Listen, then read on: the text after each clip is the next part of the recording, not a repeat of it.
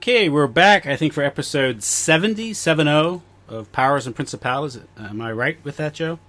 You're correct. It's 70. 70. Okay. So, well, tonight we have a guest. It's the first time, so we have three people on, a party call. So, and Joe, do you want to announce our guest? Absolutely. Well, I mean, it would take the rest of the show to do her justice, but Sophia Smallstorm is a researcher. She also creates a fantastic newsletter that I subscribe to.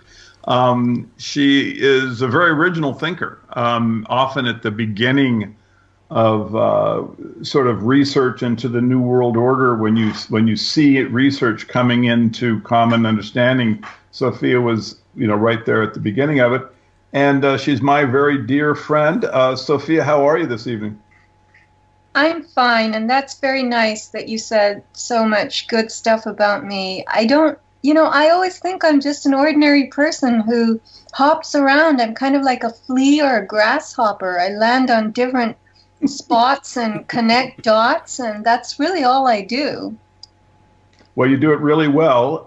You contacted me like a week ago, I guess, and you suggested that it would be an important thing to discuss. You had a topic, and I really wanted to celebrate the 70th round of Powers and Principalities by bringing Sophia on, a special treat. So, Sophia, what would you like to talk about this evening?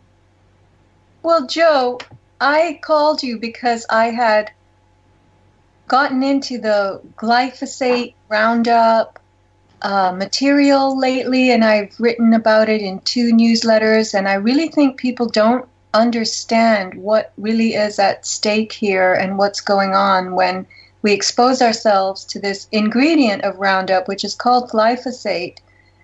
It's Dr. Stephanie Seneff at MIT, who really brought me this very enlightening information. I was watching videos and presentations she had done, which are very recent, actually. And she is a rapid speaker. She's a deep scientist. She's, very, very quick and nimble and brilliant. And I had to actually slow her videos and presentations down to 0.75 speed and listen carefully and take copious notes and try to grasp what exactly this was so that I could then devote a newsletter to it.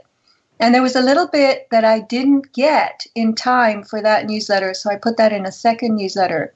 But to start with, both of you must be advised by me that what we're going to talk about is this molecule, which you are not allowed to pronounce incorrectly, because if you do, you will owe me $1.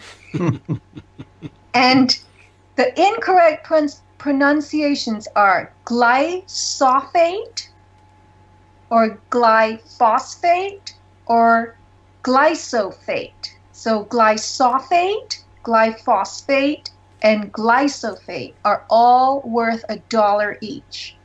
Each time we say it? Each time you say it incorrectly. It's like the incorrect pronunciation of nuclear. Only George W. Bush was allowed to say nuclear. Nobody else. Okay. How do you say it? Say what? Whatever it is, the word. Glyphosate. Glyphosate. Glyphosate. Yep. It's a word everyone needs to know about meaning and how to say it too. So why do we need to know about it? Look, you know what?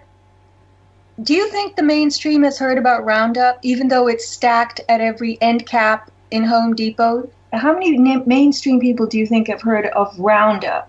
And can you, each of you, contribute what you know about Roundup to start the edification here? Oh, just use it in your garden. Get rid of the weeds. Yes, yeah. The marketing slogan is, where there's a weed, there's a way. Okay, so who makes it?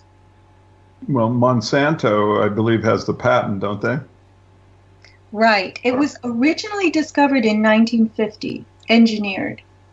And then it was rediscovered or re-engineered independently for the second time by a Monsanto chemist called John Franz. And that was in 1974. And that's when they patented it. Yeah, what I know about it is that it emerged originally as a rust remover.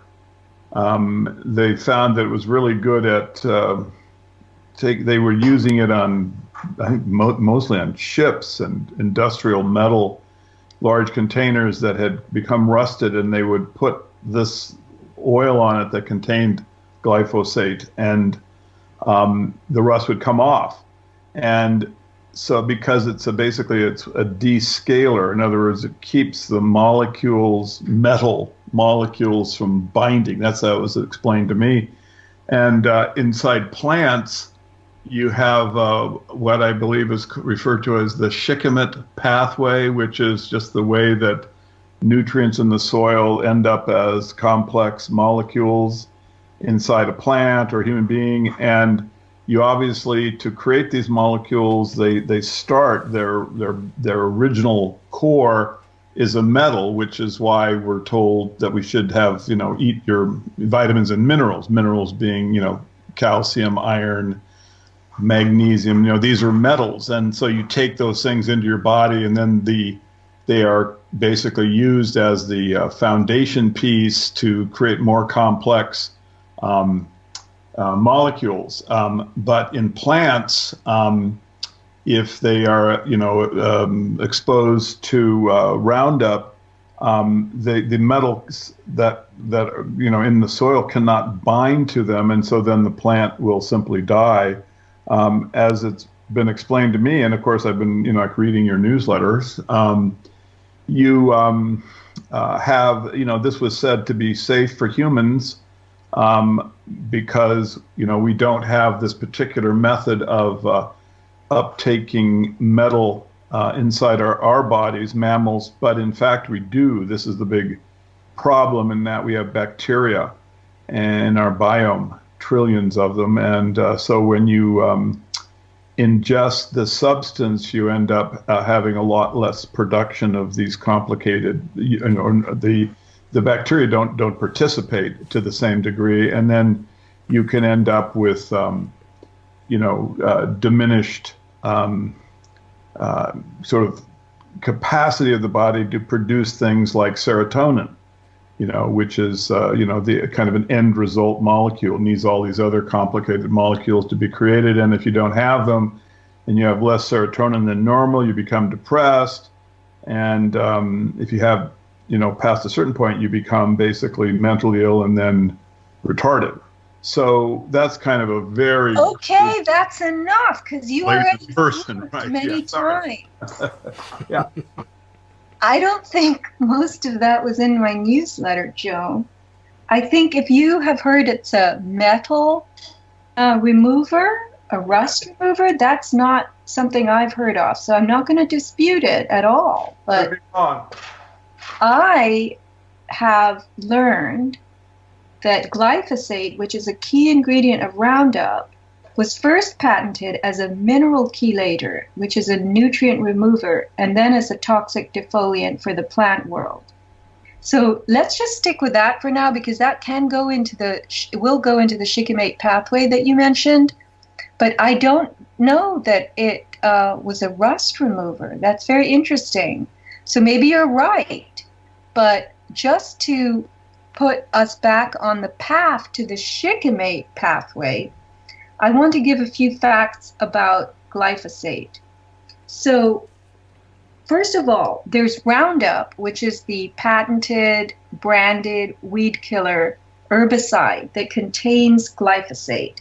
And Roundup doesn't really kill weeds. What the glyphosate in Roundup does is it eliminates that shikimate pathway in the plant that receives it.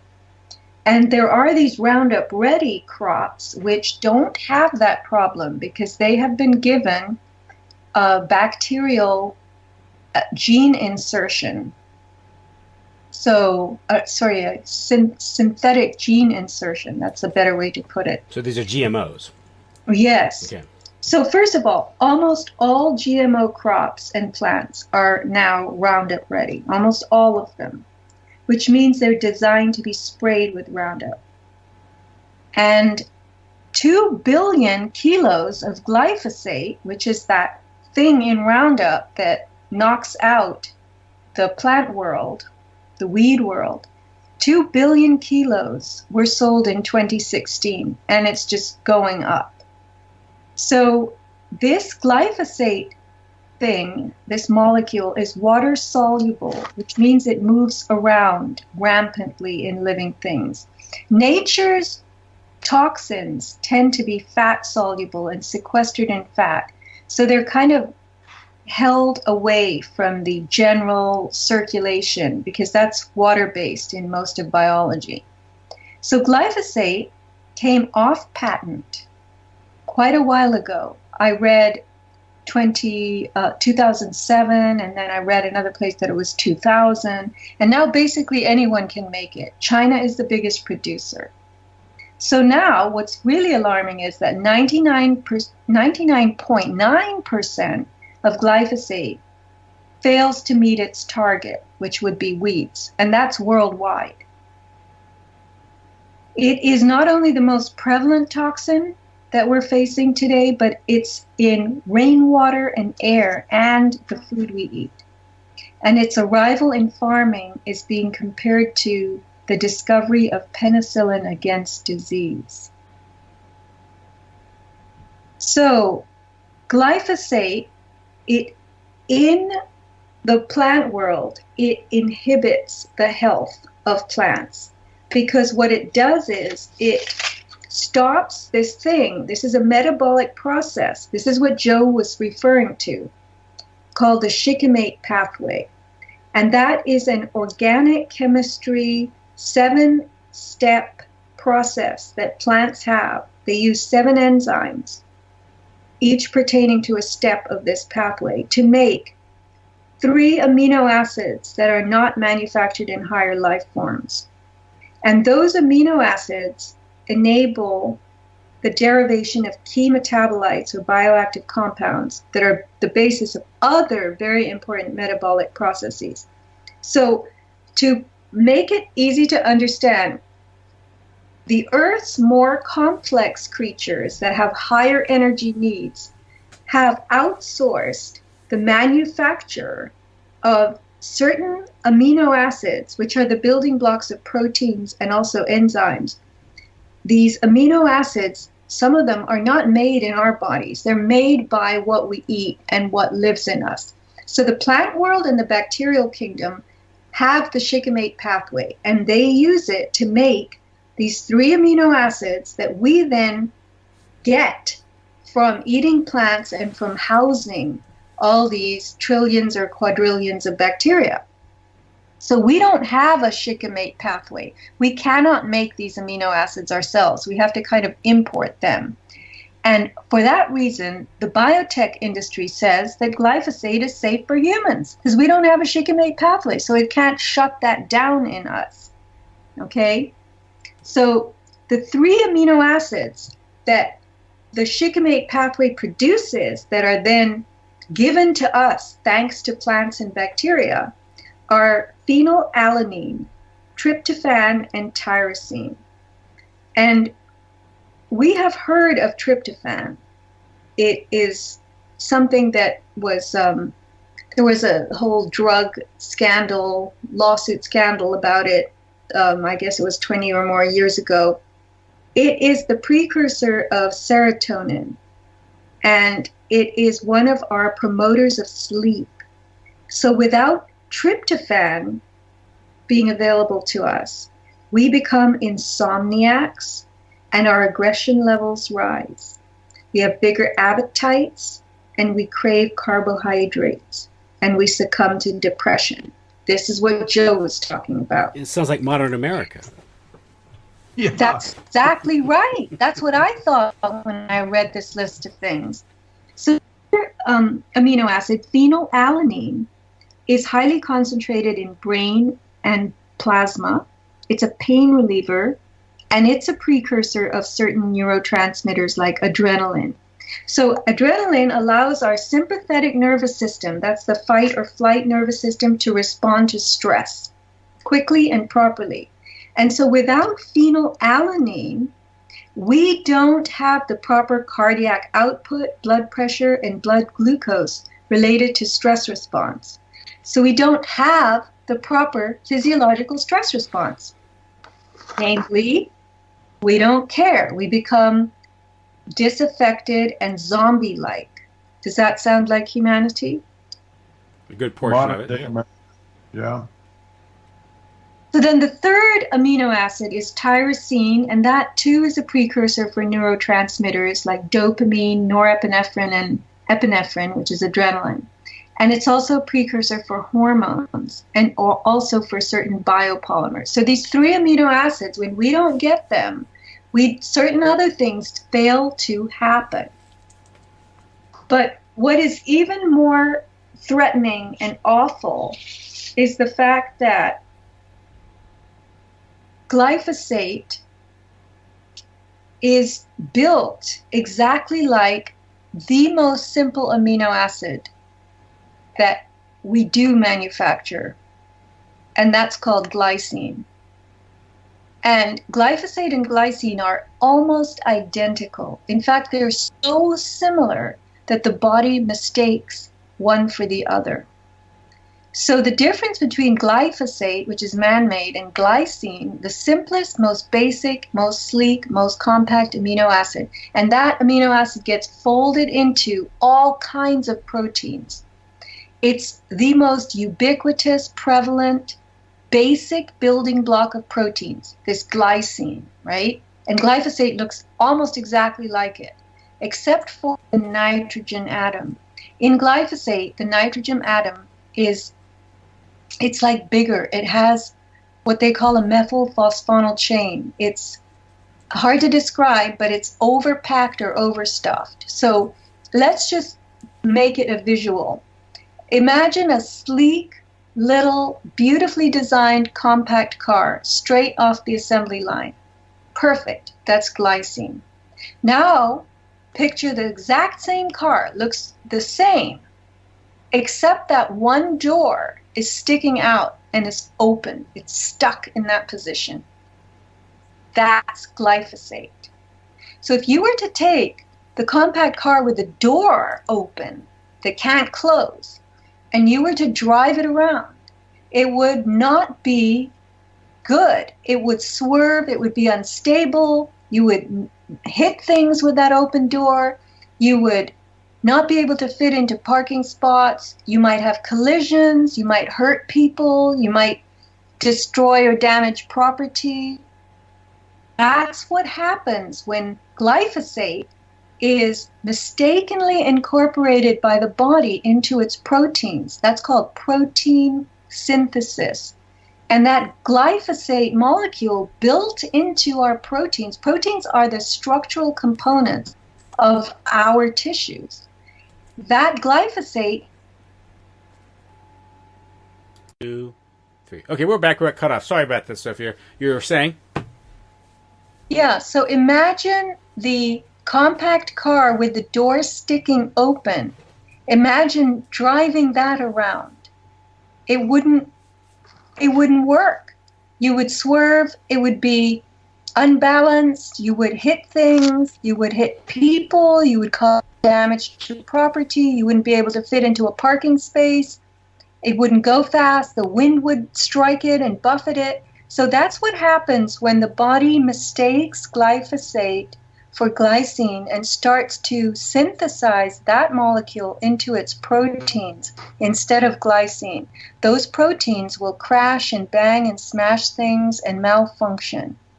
And eventually the body will figure out that there's something wrong with this protein I just made and I've got to take it apart. It's called denaturing and rebuild it. But it can't rebuild it properly. It never can.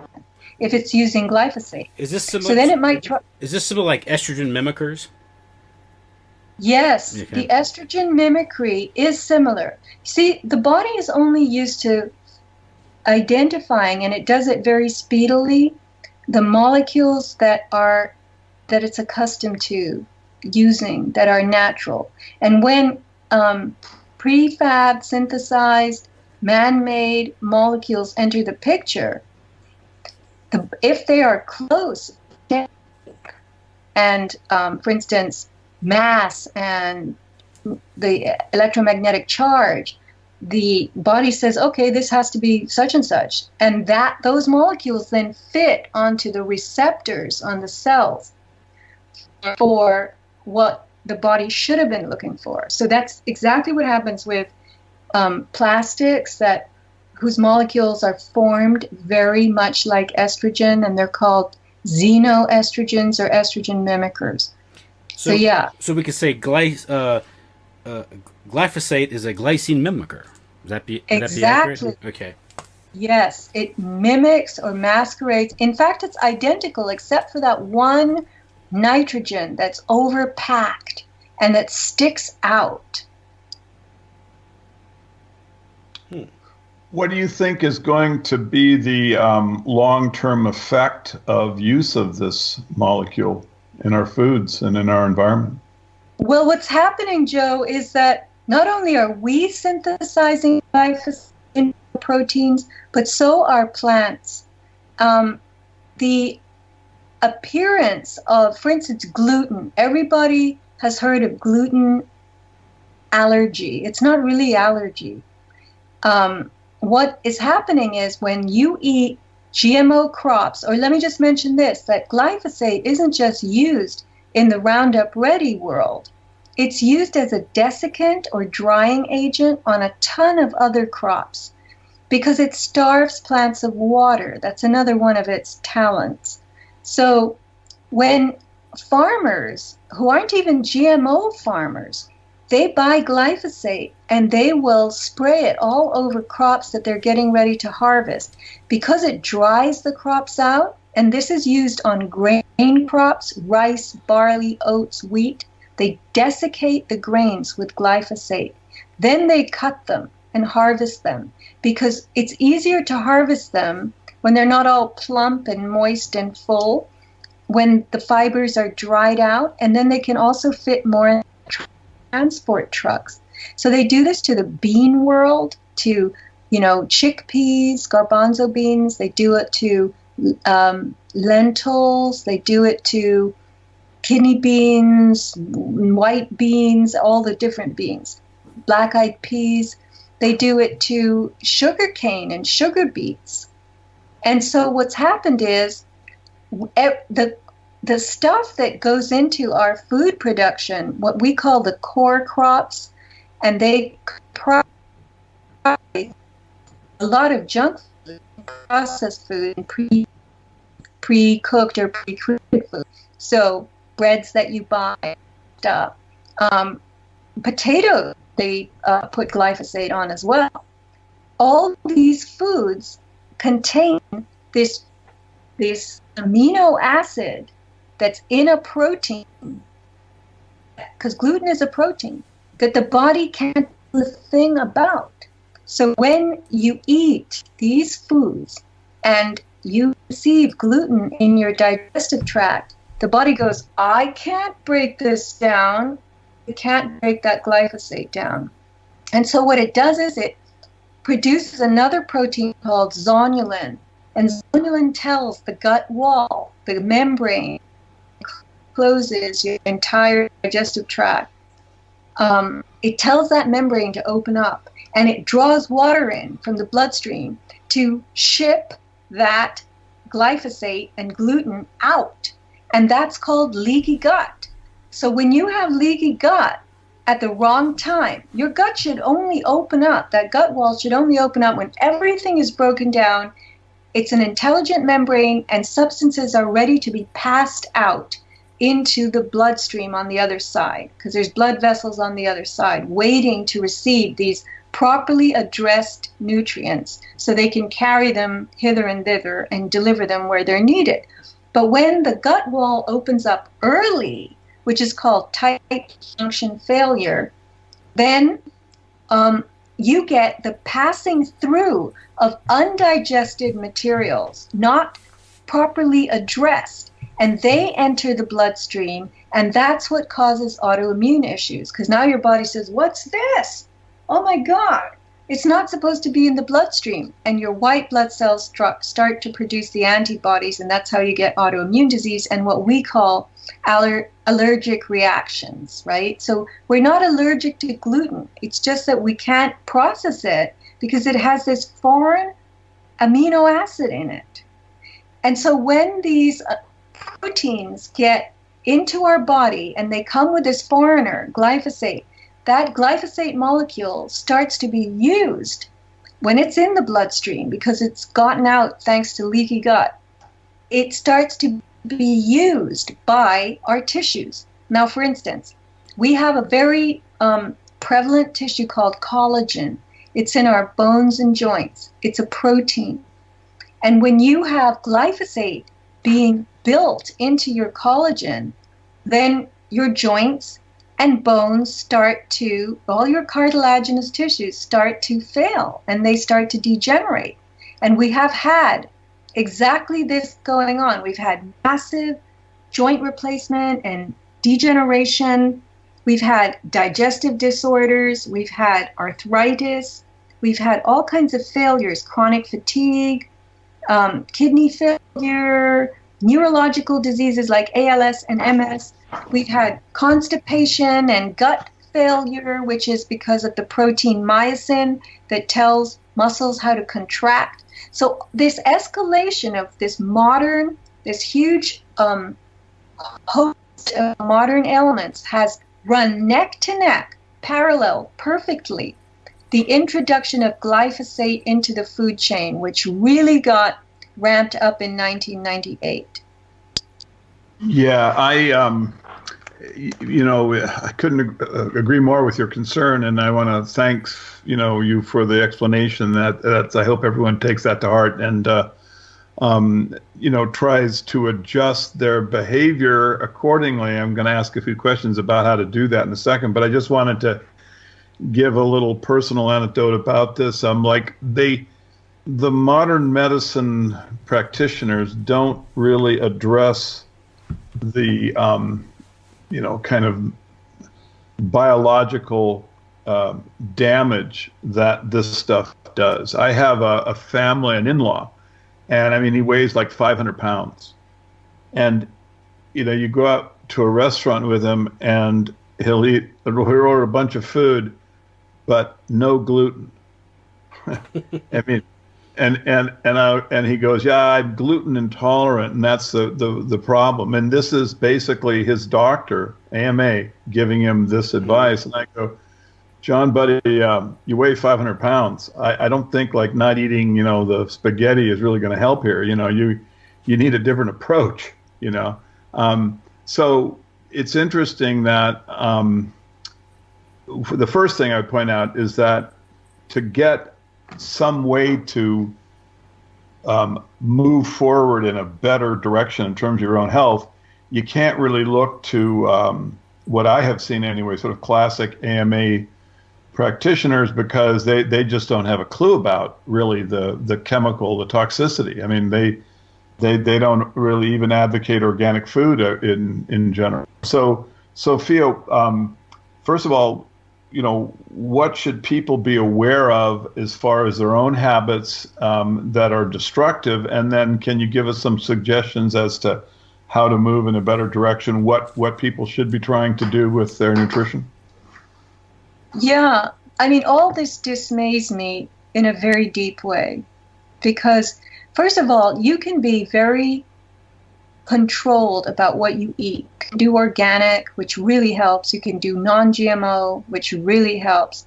But remember, there's glyphosate in the rainwater. It's in the air. All you have to do is walk outside and some neighbor has sprayed it on their lawn because they have no clue that Roundup, which is the host of glyphosate in terms of a widely used brand, they have no idea about this. And they'll, run around to buy gluten-free cookies and whatnot, but they won't understand what the basis of gluten intolerance really is, which is this glyphosate element.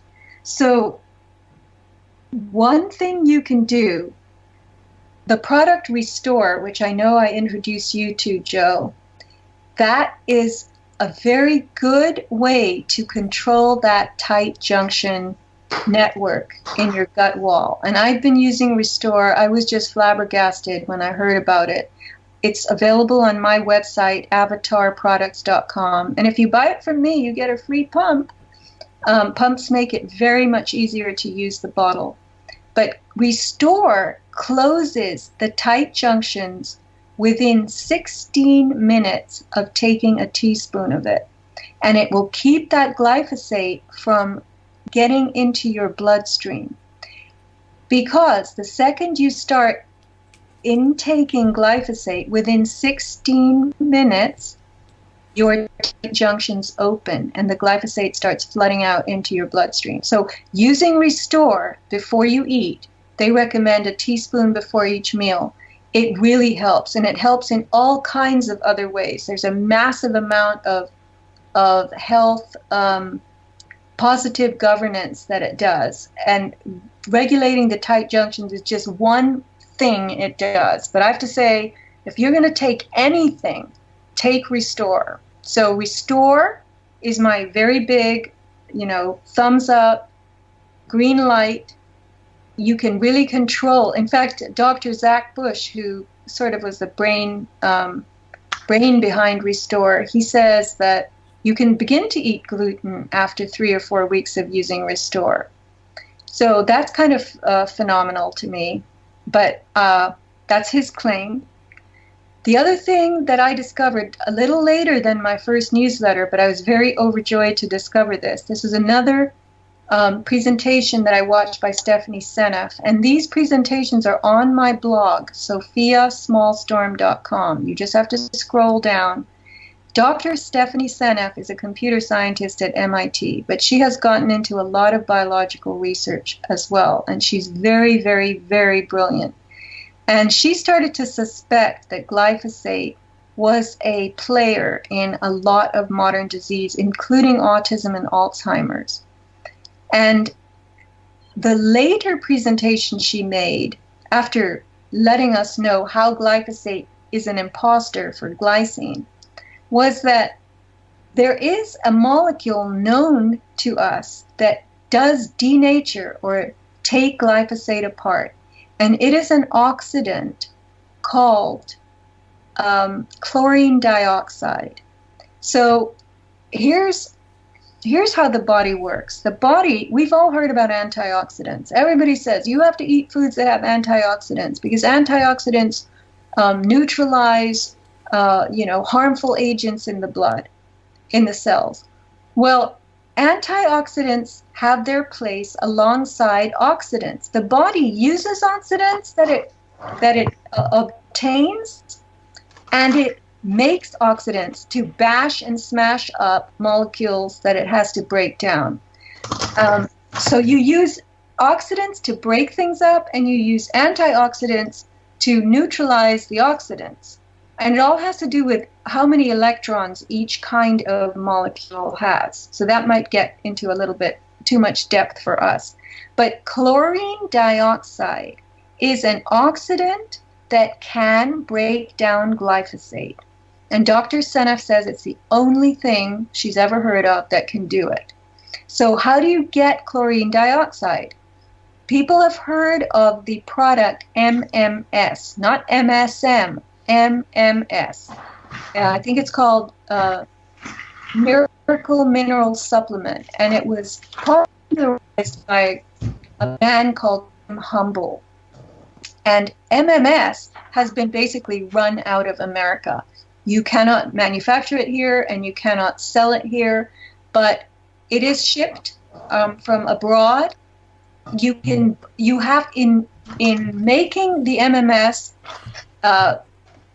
formula to result in chlorine dioxide, you have to combine. MMS comes with 2 bottles.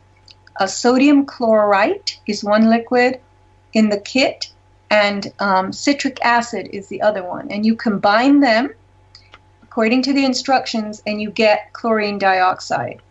So there's also a form of chlorine dioxide on Jim Humble's website. All you have to do is Google Jim Humble website by MMS, or chlorine dioxide is CDS, and you can take that itself and start to use it in whatever way that, you have to kind of figure it out for yourself, how much to take. There are protocols for MMS use out there, but this is not available in America. And this chlorine dioxide molecule does denature glyphosate, breaks it apart, turns it into subcomponents, let's just call them, that the body can use in a beneficial way. So I was very happy to hear that. Right. Well, we need to have, a process of vetting all of the alternatives and supplements that are available and can help us with the toxicity. Those are great supplements, I'm sure. I use Restore. I like it, but it's hard to really know and to quantify because you have this giant jumble of toxicity, and then you have some hopeful nutrient supplements that you can take as a way to balance. What else do you think people can do just in terms of lifestyle? Like in here in Santa Barbara, we are able to eat organic food, which you pointed out was a big help. But a lot of people don't have access to that, or it's so expensive. What is a person to do that, if you go to the grocery store, and you just run out screaming and don't buy anything. Do you have any suggestions just for the average person on the street as to what they might think about doing to improve their health or nutrition? Well, Joe, I'm not a health care practitioner or nutritionist, but I can tell you this, that most people in America eat too much and they eat too often. And so there is now this popular notion of intermittent fasting, which I've been doing since I was in my teens. Intermittent fasting means you eat in 8-hour periods. And someone told me years ago, and I found it fascinating. I had never heard of intermittent fasting. And when he told me this theory, I said, well, I guess that's what I do. But basically, if you take the 24-hour period and you break it into 8-hour chunks, 8 hours should be spent eating, and basically no more, maybe 9. And then the next 8 hours are spent digesting and absorbing what you've eaten. And then the next 8 hours are spent eliminating. So intermittent fasting follows that kind of structure. You eat in an 8-hour period, and you don't stuff yourself. You eat maybe 2 meals. That's it. Maybe you start at 10 a.m. That's your breakfast, and in 8 hours, it's going to be 6 p.m. You have your dinner. And then after that, that's it. You want to be without food for 16 hours. That's the intermittent fasting rule of thumb. And once you do that, you'll stop cramming snacks and popcorn and chips and candies and drinks into your mouth all the time. And that's going to make you realize that your food budget has suddenly become a lot smaller. So that would be one thing I would suggest. Don't be afraid of the price of organic vegetables. Once you start organic food, once you start doing this 16-hour break between stuffing yourself, you're going to save money right then and there. You're going to lose weight. You're going to feel a lot better. And the second thing I would say, this is totally free, and it's going to help your health in amazing ways. Tilt your bed. So what that means is you raise the head end of your bed, not the feet. So your bed has 4 little posts or feet or pegs on it. And you raise the head 15 centimeters, which equates to 5 to 7 inches. And you sleep on a slope. You don't buy a mattress that you can jack up and sleep sitting up. You want to be on a complete slope of this, 5 degrees. And when you do that, amazing things happen. You could go to the website inclinedbedtherapy.com. But what it does basically is it delivers the blood through your body. It doesn't pool in your hips and your stomach like it does when you lie flat and sleep flat. Then your blood just pools, and it's very hard for your body to deliver it to all the tissues when you're lying flat.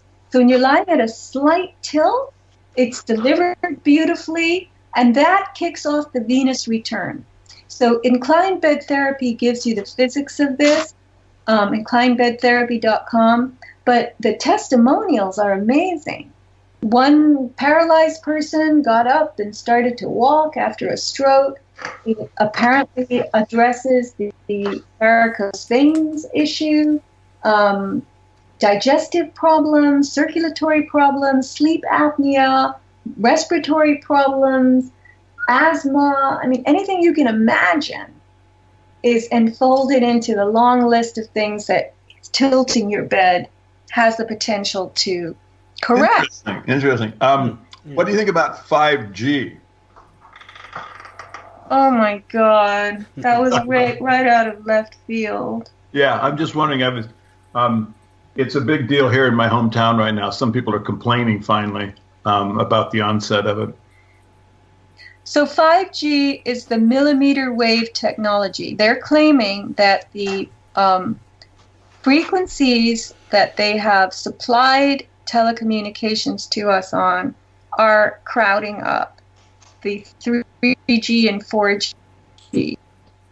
Those are different frequencies on the frequency spectrum. So now they want to start using higher, faster oscillating parts of the spectrum and bring our data and our telecommunications to us that way. But these waves are approaching ionizing radiation. I just want people to know that. They're going into the zone of X-rays and nuclear radiation. They're not there yet by any means, but they will start using the lower 5G oscillations and frequencies. And they have to have new equipment for that. So they are putting these short little poles in front of your house. 5G is a very short wave, and in some ways it's a weak wave.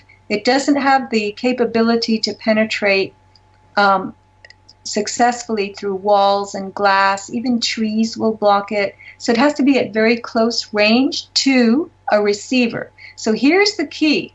5G outside your house on a pole means if you want to use it, you're going to have a 5G pickup device and retransmitter inside your house. And this is where you have control.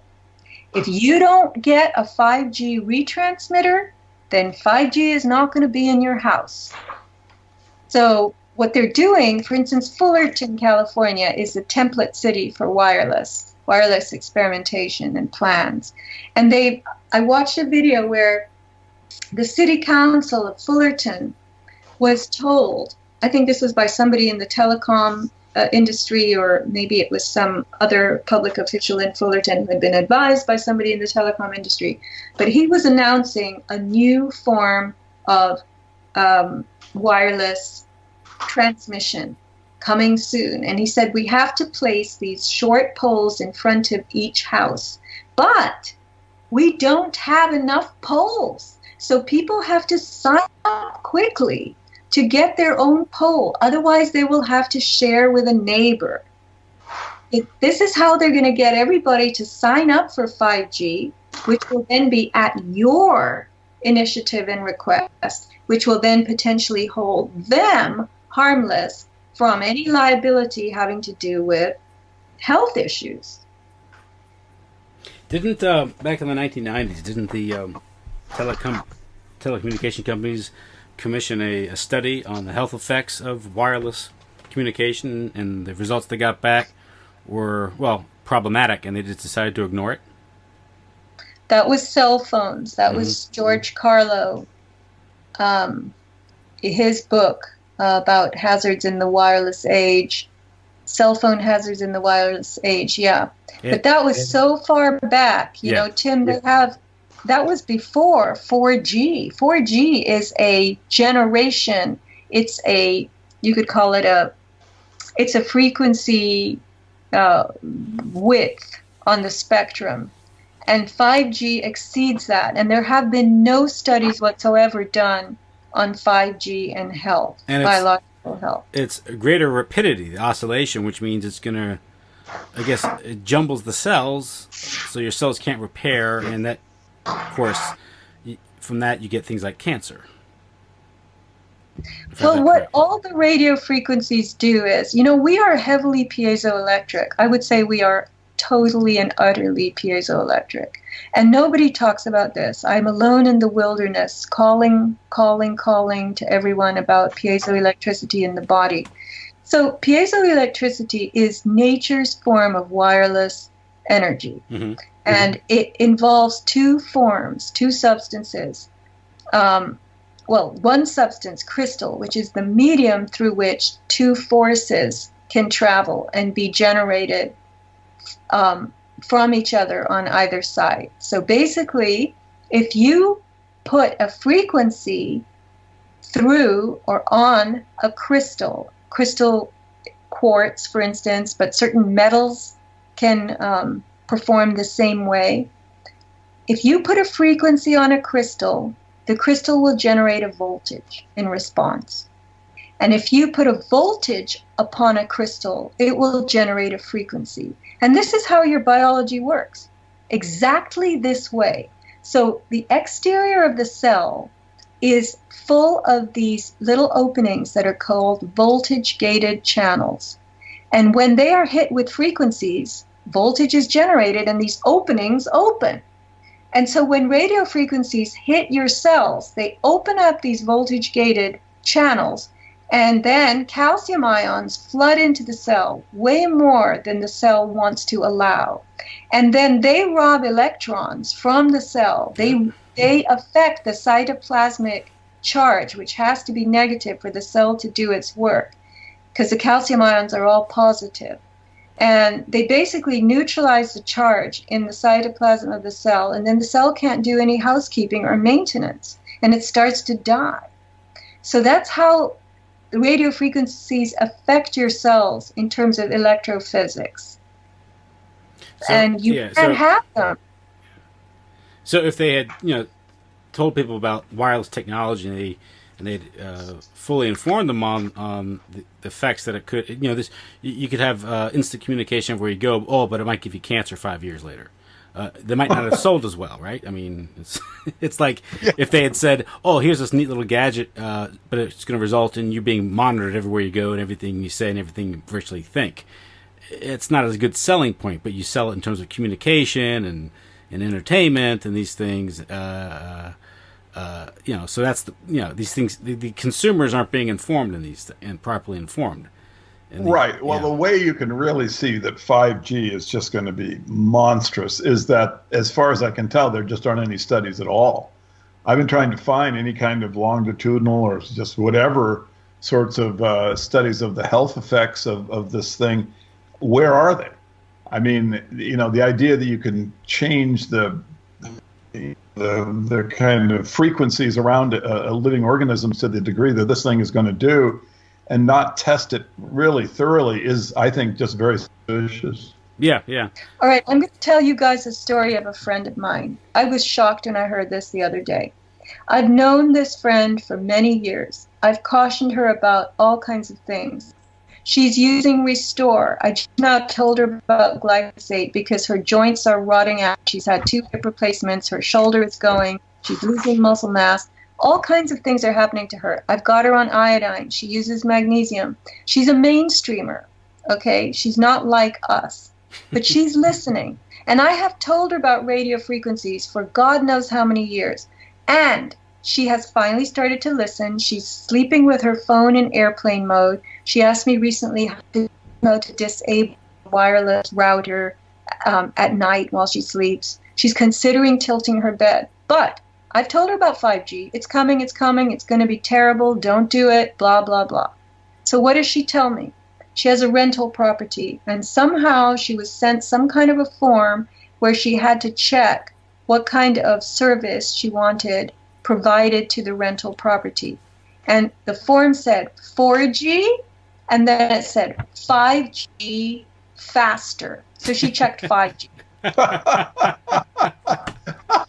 Oh my God! Well, you know, everything's too slow. We have to always be faster. Faster, right? Yeah. You want the slow one or the fast one? You pick. Go ahead. Good, better. Yeah. Yeah. It has a smiley face next to it too, I suppose. Right, and I just told her. I said, "Okay, well, you just gave your consent. So why did you do that?" She said, "Oh, because it said faster." And that's after years of knowing me. So imagine what the people who've never heard us talking are going to do. They're going to be faster. Yeah, it's got to be faster. Yeah. It's got to be fast. Now, we talk about wireless communication and the toxic ether that we all have to exist in now because of this stuff. In the name of convenience and speed, of course. It's the modern world. Speed matters the most. Fast cars, everything faster, fast transportation, and all these things. We talked about,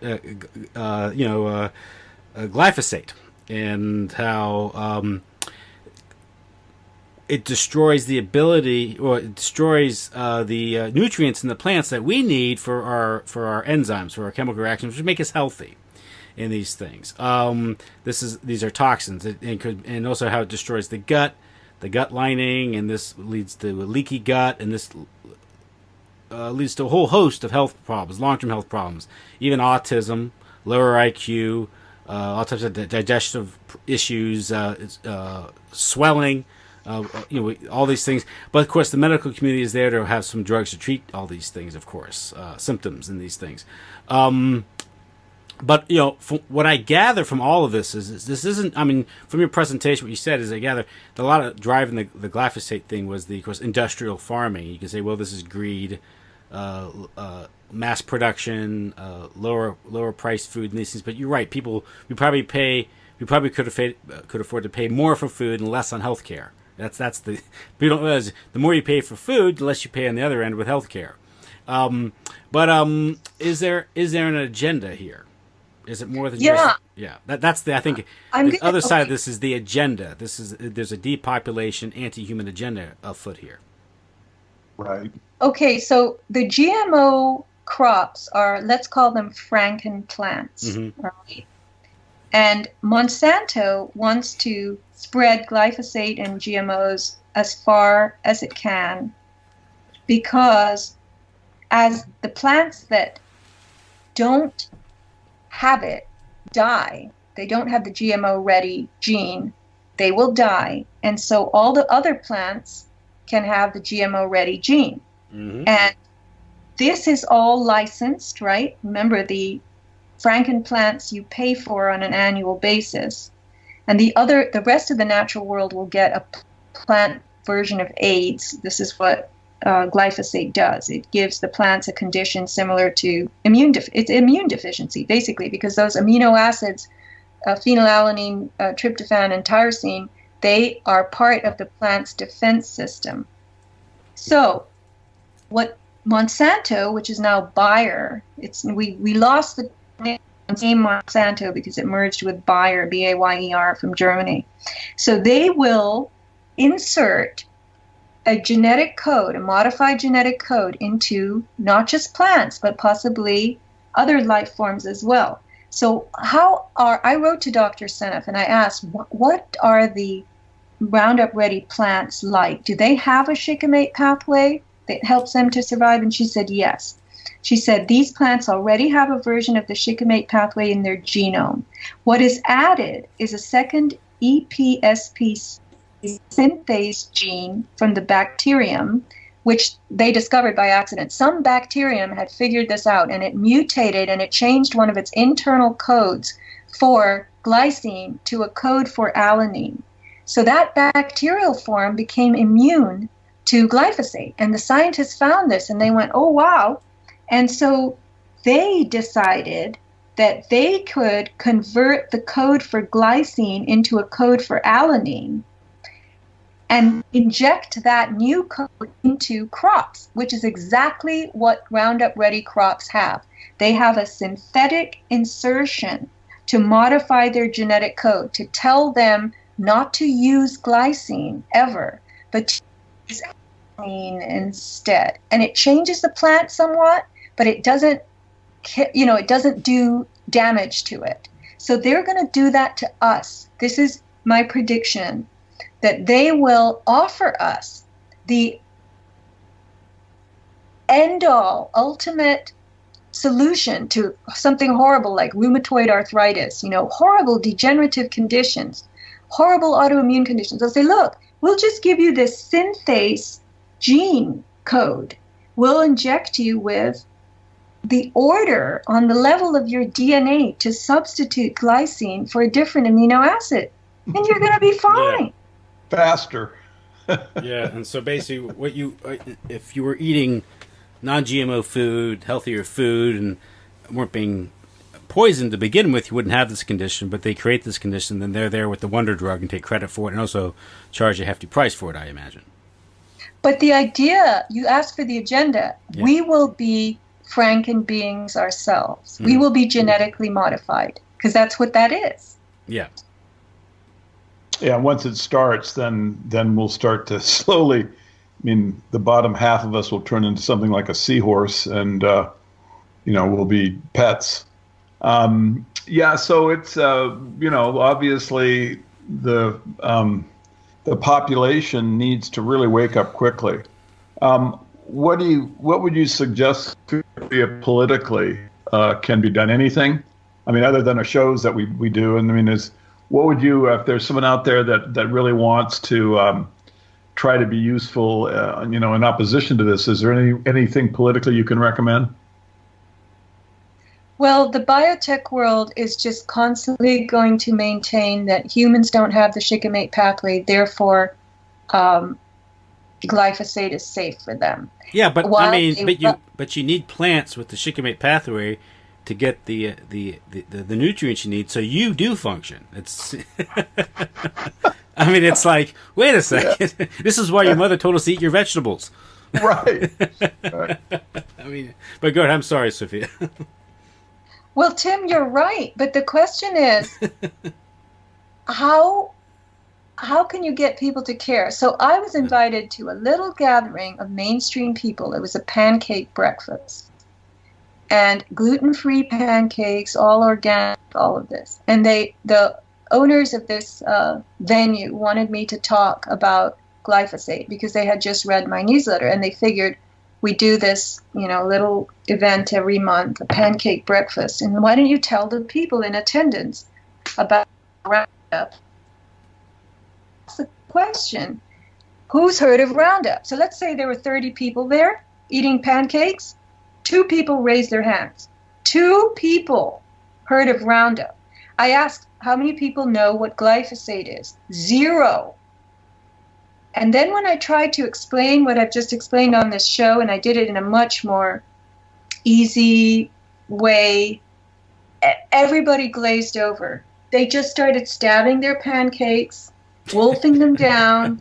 They were not interested. It was too much science, too much mumbo jumbo. Wow. Well, the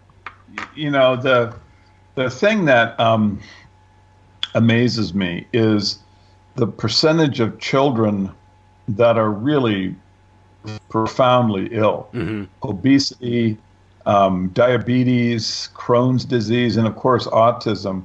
I have some awareness of the elementary school demographics in my immediate area, and these things are all just at catastrophic levels in the last years. If you they don't keep longitudinal data, but everyone has an awareness when you basically now have special ed teachers that are focused on autism, because there's so many of them that need special. And then when you have, like so many young people with Crohn's disease, leaky gut, all of these things, and then children, you just go, my God, there's so much obesity, fat, weak-looking kids. There's just, it seems to be like they're 50%. That is just shocking to me that the parents can't see this. Just eyeballing the kids, that there is something wrong. Sophia, the statistic that I find, is, the clearest, if the people can understand, is the 60% reduction in sperm count over the last 40 years. This has been very well documented, and it's a clear indication of, a collapsing biology. It's we just have to do a better job of alerting the citizen about this.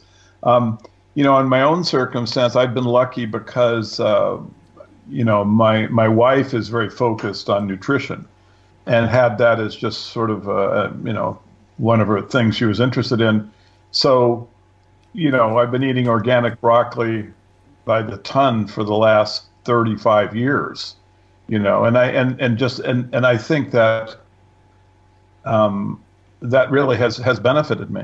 I'm not, Jack Armstrong, but I'm pretty spry for my age, and I don't have any illnesses at all. Nothing. So, this is, small sample size, but at least I can hold that out to people who listen to this and are wondering if they want to try to make improvements. It's just the payoff, the return to the labor put in just couldn't be better. Believe me. If you can just become healthier, if you can just reduce the toxicity and increase the correct nutrition, man, it'll make a huge difference in your life. Have you considered, a lot of the stuff is getting out, especially with the internet, and you have alternative practitioners, homeopathic practitioners, or, even integrative, people who practice integrative medicine. But there was that cluster of deaths a couple of years ago. I think in Florida, within a year, you had like 15 or 20 alternative doctors die in strange accidents. Yeah, that was kind of chilling, wasn't it? Yeah, so maybe the system can bite back rather harshly because when their monopoly is being challenged. They were all secret donut eaters, and they died of diabetes. Yeah, I really do think that they will try to resist it, of course, but boy, oh boy. I mentioned last week, I think, that here in Santa Barbara, if you go into Costco, which is an industrial food sales kind of place, man, oh man, they have the amount of organic food that they're selling. Now, I don't know the quality of the food, but it's just absolutely exploding. And some of the food there is really pretty good. We've had a chance to kind of do some research, my wife and I, into some of the suppliers to Costco, like of their eggs, for example. We eat eggs, so we're curious about them. And man, oh man, it's really good to see organic egg farming take off like this. And so, these I imagine that's local too, right? Oh yeah, yeah, that's the important thing. Yeah. West Coast, and so the thing is that hopefully the market will make some changes by itself. But I think that the oligarchs really do have in mind the Brave New World and diet and injection. We haven't even talked about vaccinations tonight for a change, but it's diet and injections, and then cultural Marxism. Well, I think something with vaccinations, the malevolence is pretty clear to anyone who does the research. So you can infer, extrapolate, perhaps there's an agenda behind glyphosate and its universal use and its long-term downstream profits for the medical industrial complex, and also this Brave New World idea. And what struck me when you're talking about sick kids, and I see a lot of sick kids, is the notion of health changes. Or even people become completely alienated from being healthy when it used to be the norm. Health used to be the norm, and it was the sickly kid was the was the outlier, you knew one. Now it's these health problems, whether it's chronic allergies or obesity, diabetes, or just people are becoming completely unaccustomed to being healthy, and constantly being poked, prodded, drugged by a physician from day one. And that's a type of society where there's no, if you don't have your health, you don't have any freedom.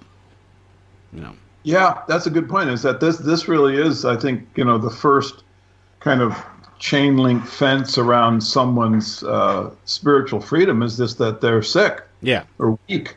They can't think clearly because their brain isn't strong enough. This is we talked about how can you rebel. One of the ways is to not let the intimidation keep you from topics. I've mentioned that a lot. That's kind of a big thing to me, is just to encourage people to have the courage to talk about, Building 7's collapse and the different fingerprints of the secret society that are, they try to intimidate us away from. I mean, little things like, well, why did Yoon Cameron oversee, the Holocaust narrative, when he was a, MK Ultra maniac, murder. I mean, little things like that you'd think, well, anyway, so that, getting rid of the intimidation and just having topics that, you talk about, bring up that are important is a good way to rebel. But the other way is just becoming stronger physically and mentally, just starting to eat right, thinking about how to create health. Because one of the reasons why people don't have courage is because they don't have the biology of heroism. They just don't have adrenaline. They don't have, kind of mental energy. Yeah. I'd like to say something here, because Joe's been talking about organic and how much organic is at Costco. But I want to point out that people don't understand. There are really surreptitious sub-agendas in place. And I don't want to be an agenda, fear monger or anything like that. But organic means no chemical pesticides. But there are organic farmers who use chemical fertilizers on their crops, and they can still be certified organic. And I know farmers who do this. And fertilizer is a whole other story. I don't know if organic includes no desiccants, because a desiccant is not a pesticide, and glyphosate is a desiccant.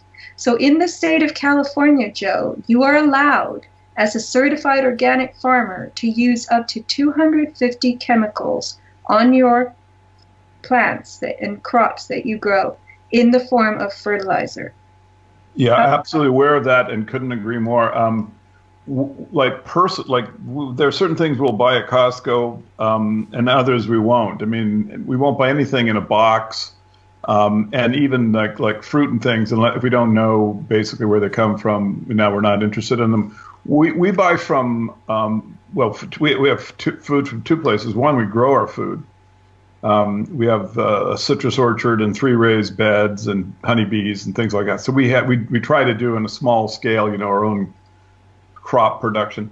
But then we have, in Santa Barbara, we have farmers markets. There's 6 a week, and we know the farmers and go out to their, farms and actually observe what they do and talk to them and know them, because this exact problem you bring up is that there's so many ways around it. I am just going to say, though, I would rather have people, with those foods than the stuff in supermarkets and boxes and cans, which I just think is basically not nutrient at all. So I think that the stuff that Costco sells that organic is suspicious, and I can't really recommend it. I just report on it more as a social phenomena that's positive to me, that people have taken at least that step of awareness. You mentioned the pancake breakfast with the people just staring blankly at you, and then when you mentioned Roundup, I mean that group is they're just headed for the cancer ward. So I think that the people in Costco, this is at least a step in the right direction. Well, sure. Again, you have to start somewhere. So if you start by buying your organic food at Costco, you're at least starting somewhere. And then maybe you'll hear that farmers can do chemical pesticides. Chemical fertilizers and still be certified organic. Okay, so the other thing is, In this state and other states, you are charged a fee to be certified organic, and it's very expensive, and it includes a percentage of your gross every year. So, it can be 10% of your gross and $4,000 to $10,000 a year. And a lot of the small farmers can't afford that. And I attend several farmers markets, and I have seen the small farmers put up signs that say chemical free. And I have seen with my own eyes the Department of Agriculture agent come up and order them to take those signs down. It's like you cannot put up a sign protecting our health. Yeah, so understand that no chemicals, that is the umbrella notification. It means we don't use chemical fertilizers or chemical pesticides. Chemical free. And you're not allowed to say that. You can put up your sign certified organic if you're organic, but that means you're allowed to use 250 chemicals as fertilizers. Could you spell it chemical with a K, free, and be legal? That's funny, Tim.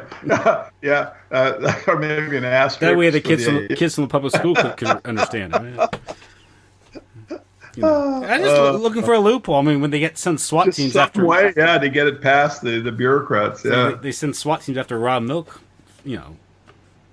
distribute. Yeah, incidentally, so we have raw milk here, which we buy, and know one of the owners, and that isn't a joke. They actually raided them, I believe, 3 times, and there were guns.